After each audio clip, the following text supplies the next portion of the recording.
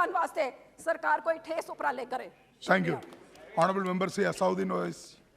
Sir बहुत बहुत शुक्रिया मोहतरम कि आपने बोलने का मौका दिया। मैं मोदी सरकार से जानना चाहता हूं कि देश की माएँ आपसे सवाल कर रही हैं कि आपने उनके मासूम बच्चों को दूध और अंडे से क्यों महरूम करके रख दिया। देश का वो ट्रक ड्राइवर जो नौजवान है आपसे सवाल कर रहा है, उसकी आमदनी 2014 से नहीं बढ़ी मगर उसके खर्चे डबल हो गए। देश का वो प्लम्बर मोदी सरकार से सवाल कर रहा है कि वो 2 साल से बेरोजगार है, कोविड-19 से कर्जों में डूब चुका और एक गैस का सिलेंडर भी खरीद नहीं सकता। मोदी सरकार से देश की 50% आबादी जो नौजवानों की है वो उससे सवाल कर रही है कि हम 50% तो हैं मगर 28% बेरोजगार क्यों हैं, आपने हमारा मुकद्दर बेरोजगार क्यों बनाकर रख दिया। वो आज देश के आंगनवाड़ी वर्कर मोदी सरकार से सवाल कर रहे हैं कि हम 4,500 रुपये महाना में कैसे जिंदगी गुजारेंगे और साथ ही साथ हमको कहा जाता है कि हम फ्रंट लाइन वर्कर बनकर रहें। देश की माएँ आपसे सवाल कर रही है मोदी सरकार से कि उज्ज्वला योजना के सिलेंडर जो 2015 में कीमतें थी वो डबल हो गई, आज वो कीमतों को सिलेंडर को रिफिल नहीं करा सक रही हैं। सर वो आज गरीब घरों की महिलाएं देश के प्रधानमंत्री से सवाल कर रही हैं कि जो कॉस्ट ऑफ बेसिक ग्रोसरीज था वो 68% इजाफा क्यों हो गया, मोदी सरकार को उसकी खबर है या नहीं। आज इस देश का मजदूर मोदी सरकार से सवाल कर रहा है कि 2015 से उसकी तनख्वाहों में सिर्फ 22% इजाफा हुआ है मगर price of essential food item से 50% इजाफा हुआ है।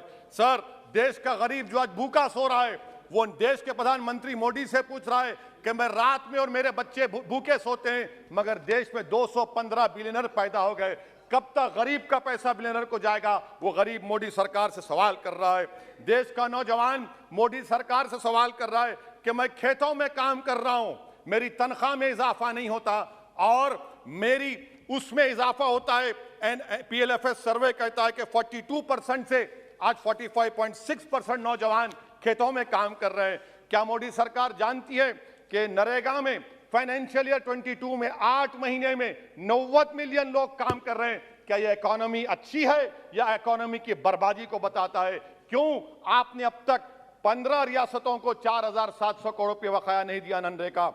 सर वहीं पर एक फौजी टूटे दिल के साथ देश के प्रधानमंत्री से पूछ रहा है कि आखिर आपने 8 साल में देश की इकोनॉमी को बर्बाद कर दिया, इसीलिए आपने अग्निवीर को लाया। आज वो सिपाही का दिल टूटा हुआ है जिसने अपनी जवानी चीन और पाकिस्तान के फौजों के खिलाफ आंखें डालकर खड़ा हुआ था। आपने इकोनॉमी को बर्बाद कर दिया और अग्निवीर देश के नौजवानों को मुकद्दर बनाकर देश की सुरक्षा से आपने खिलवाड़ किया है।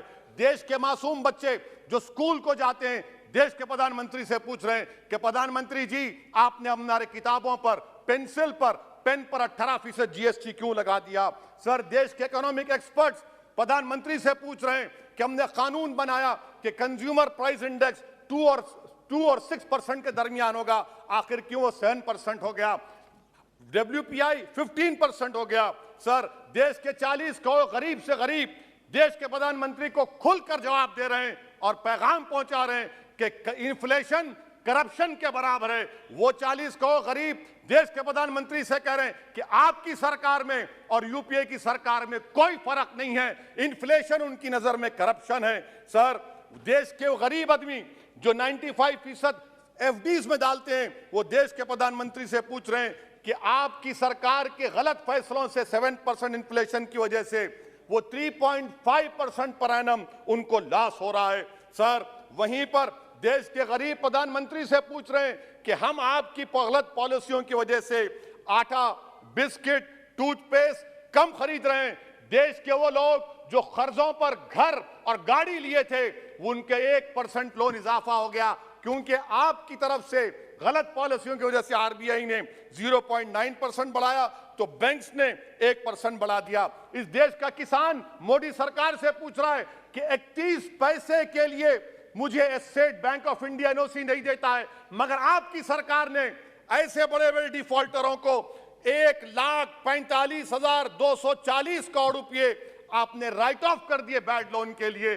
देश का गरीब सर आई एम कंक्लूडिंग, देश का गरीब देश के प्रधानमंत्री से पूछ रहा है कि आखिर वो कौन सा बड़ा सरमायादार है जिसका नाम ए से शुरू होता है, 14,000 करोड़ दिया जाता है, 12,000 करोड़ दिया जाता है, एनपीए होता है। ये कब तक ये स्कैम होगा?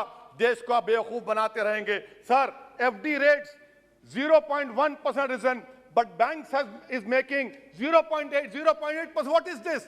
And in conclusion, sir, मैं खत्म करने से पहले याद दिलाना चाहता हूं कि हमारे फाइनेंस मिनिस्टर ने किसी एक बजट स्पीच में एक शेर पढ़ा था, यकीन हो तो कोई रास्ता निकलता है, हवा की ओट भी लेकर चिराग जलता है। मैं कहना चाहूंगा कि फाइनेंस मिनिस्टर साहिबा, आपने गरीबों के चिराग को गुल कर दिया, आपने दौलतमंदों की हवा में इजाफा कर दिया, आपने गरीबों के रास्ते पूरे बंद कर दिए। और शायर ने सही कहा था देश के प्रधानमंत्री के बारे में कि जो कहता था तारे तोड़कर लाऊंगा, जो कहता था तारे तोड़कर लाऊंगा, उसने आसमान ही गिरा दिया मुझ पर। सर, ये इनकी पॉलिसी है। सर, कंक्लूड कर रहा हूं, ये इनकी पॉलिसी। सर, खत्म करें।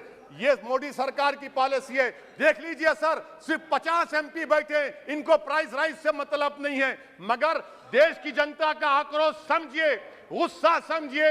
आपको समझना पड़ेगा, आज गरीब मायूस है सरकार से। Thank you sir. Honorable member Sri